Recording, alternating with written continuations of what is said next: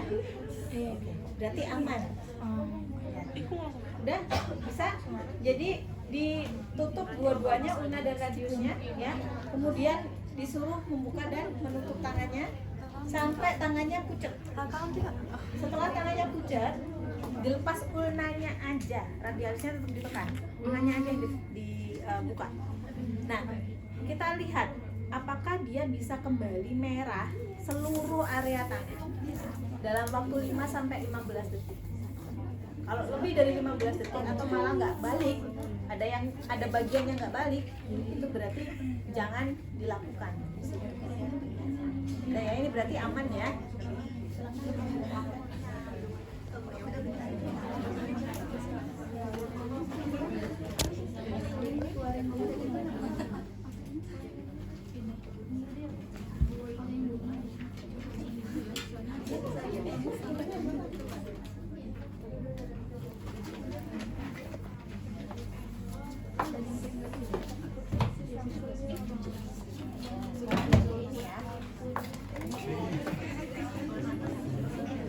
Bisa ke sana bisa.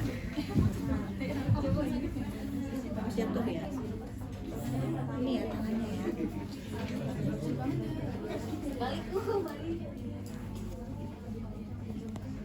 Plasternya pakai yang gede. Jangan pakai plaster ini ya. Pakai yang gede.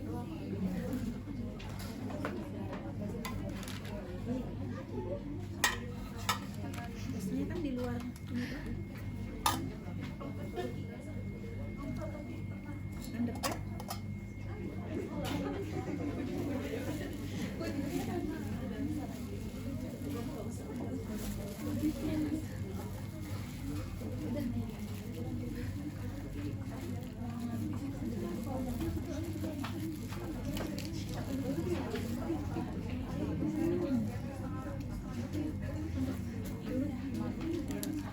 Cari nadinya dulu. Oke. Cari nadinya ya, pastikan titiknya. Terus desinfeksi.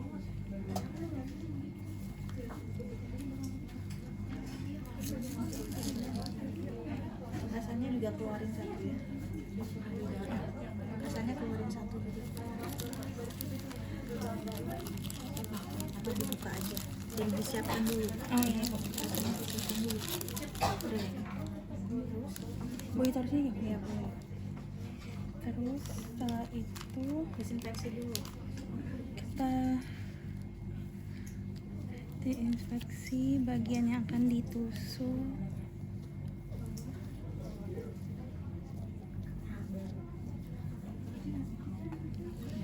Habis desinfeksi, kita bisa tinggal ngapa-ngapain yang lain ya, sampai itu kering. Karena kalau basah kita nggak boleh tusuk. Boleh plasternya kamu siapkan dulu aja.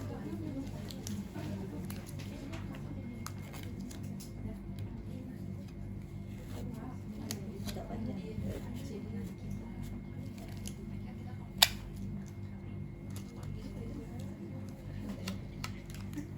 Nah, sekarang kita kenalan sama squid BGA. Nah, squid BGA itu dilengkapi dengan busa seperti ini ya, dan penutup ya, agar udara nggak masuk ke dalam sampel darahnya. Karena kalau udara masuk ke sampel darah, dia akan mempengaruhi hasil BGA-nya. Kemudian di dalam squidnya itu sudah ada heparinnya. Walaupun kita nggak bisa melihat ya, ada cairan di dalam, tapi di dinding-dindingnya itu ada heparinnya. Nah, ini nanti kita buka, boleh dibuka.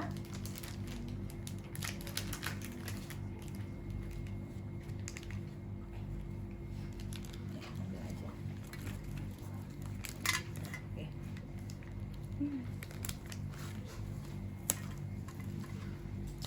Ya. Lalu kita dorong spuitnya, dorong. Tujuannya agar heparin di dalam ini keluar ke spuit ya, sehingga membasahi lumennya si jarum. Jadi keluar ke jarum, membasahi lumen si jarum, sehingga darah yang naik ke jarum itu tidak membeku nanti. Nah, terus kita tarik. Setelah kita dorong, kita tarik sampai jumlah sampel yang kita inginkan. Jadi kalau sampel BGA antara 2 sampai 3 cc atau 3 ml. 2 aja.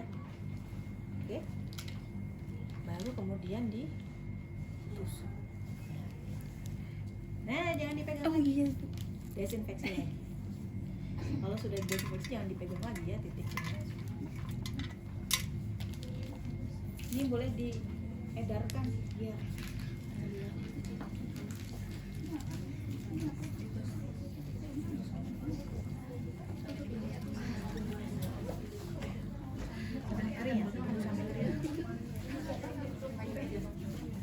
kalau misalkan habis desinfeksi kita masih mau memastikan letak nadinya, boleh kita pegang yang bagian Yang tidak di atasnya ya, gitu. Jadi yang mau kita tusuk jangan dipegang, yang kita pegang yang atasnya. Jadi kita luruskan, misalnya di sini jenuh nadinya terasa, kita luruskan, tarik garis lurus baru tusuk di sebelah sini. Belum terasa. dia boleh.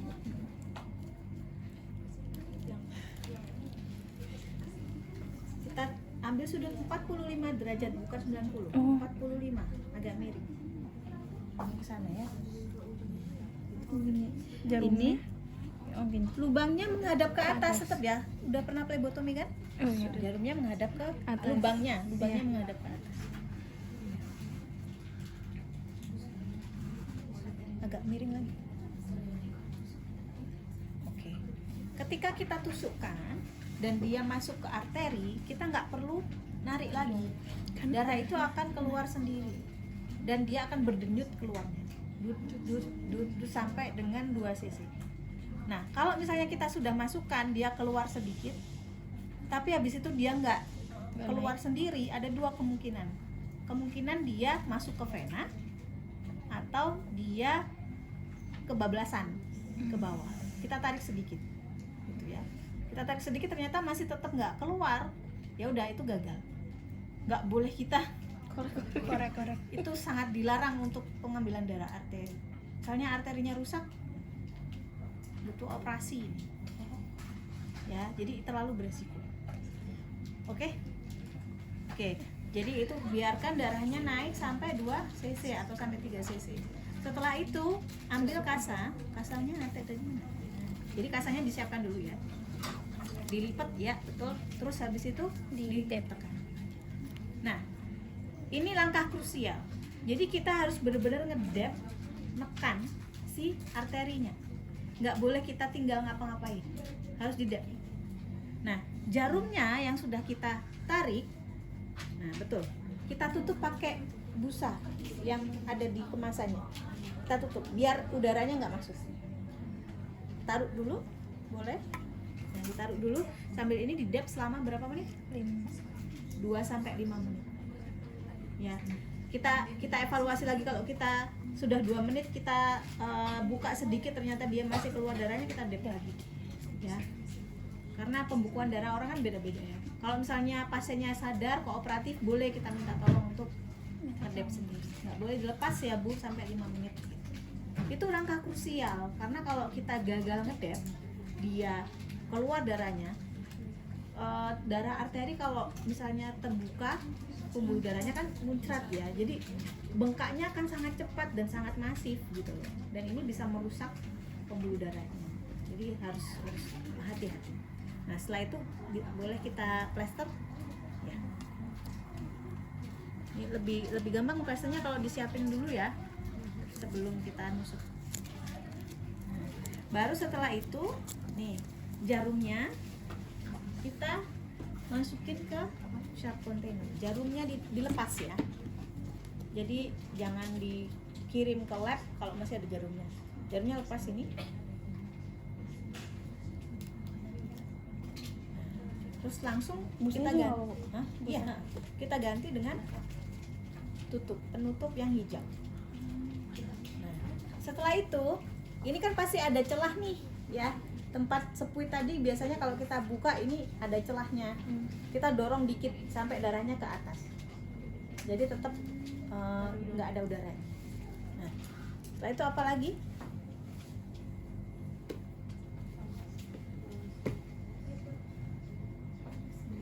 Di label nama. di label.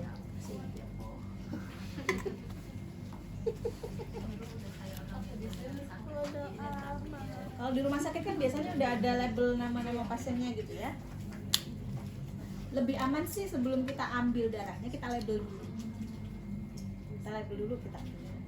Kalau misalnya satu orang sih nggak masalah ya, bisa label nanti setelah ambil. Tapi kalau misalnya kita ambil 3 orang dalam waktu yang bersamaan gitu misalnya ya, kita label dulu lebih memudahkan. Ini ada ballpoint. Tadi punya gua. Pinjam. Wow, azim pelit. Nanti pas OSCE paling disediain label nama.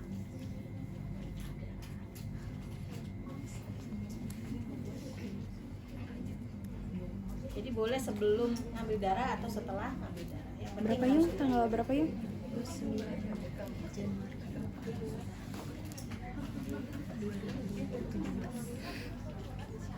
2004, 2003. Ya udah sih. Oh iya udah, iya. Oke. Udah. Terus terminasi ya. Evaluasi, terminasi. Oke baik Ibu, sini saya udah mengambil sampel darahnya. Lalu sekarang setelah saya ambil, apakah masih terasa nyeri Ibu? Masih nurse. Oke Ibu, karena masih terasa nyeri, Ibu boleh mencoba teknik relaksasi nafas dalam. Bener kok, bener. Dari Atau dicoba digini-gini. apa? Kan distraksi. Diedukasi ya, diedukasi apa namanya tanda-tanda bahaya, misalkan kalau bengkak atau darahnya keluar atau ini tangannya kesemutan atau nggak kerasa gitu ya, atau kebas ya atau dingin, itu langsung lapor ke Ibu, jika di daerah tadi yang saya suntikan ada rasa Ibu kebas atau tangannya terasa dingin dan ada bengkak atau darahnya keluar lagi, boleh langsung lapor ke nurse ya Ibu. Ya. Oke. Makasih ya nurse. Oke baik Ibu.